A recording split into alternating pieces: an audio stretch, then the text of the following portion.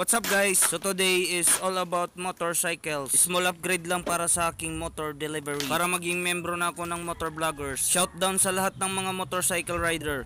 So yun nga, dumating na yung in-order kong Thai flat seat. Yung brand pala nito is Smoke. Di ko alam kung paano i-pronounce kasi Thailand. Baka ako ma-correction. Price pala nito is 1,159 pesos. Tapos nabili ko ng 1,315 kasama na yung shipping fee. Super goods naman yung kabalot sa item. Approve. Ang motor ko pala guys is MIUI 125. Ang nakalagay dun sa description is fit daw siya sa M3 Mio Gear 125, MIUI 125. Hala kay sige, kwento mo yan. Ito pala upuan ng motor ko. What a nice. Pwede ko pa rin naman din to papalitan ng cover. No choice, nabudol na. Kakanood ng YouTube. Kahit gaano pa kaganda yung upuan ng motor nyo, basta may alaga kayong pusa, bumili na lang kayo ng bagong motor. Dito in-installation ko na. Brinash ko muna yung mga alikabok, minsan lang kasi ito mabuksan. Di kinaya ng brush, pinunasan ko na lang.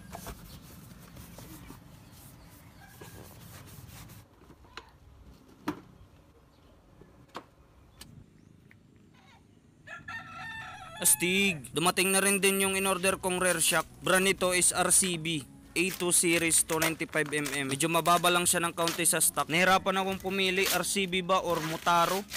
Basta yun na yun. Pero mas natripan ko yung RCB. Di ko alam kung anong difference nila. Wow, difference. Sa Shopee ko rin din pala to nabili. Price pala nito is 1,499. Medyo pricey. Tapos nabili ko ng 1,524 kasama na yung shipping fee. May discount 100 pesos. Pwede na rin. Sana worth it yung nabili ko. May kasama na din palang libro. Tapos may counting parang mga tools. Tapos sticker ng RCB. Tapos yung nakalagay na description doon sa pinagbilhan ko is fit daw to sa Yamaha Mio, Suzuki Skydrive, Honda Click at Honda Beat. Tapos dito pinalagay ko na yung monoshock. Di ko kasi alam kung paano mag-disrong car. Dito pala ako sa talyer nila Carlo. Reason kung bakit papalitan ko ng monoshock is feel kong sira na. Kasi pag dumadaan ako ng lubak, malakas yung untog. Tumutunog ng malakas. Katulad nito na bag. Basta tumutunog parang napupunit. Yung parang spring hindi na gumagana. Reason din kung bakit nasira agad yung stock na monoshock. Minsan kasi yung sakay ng motor is 5 maximum. Minsan long ride pa. Pok yawa. Lesson learned.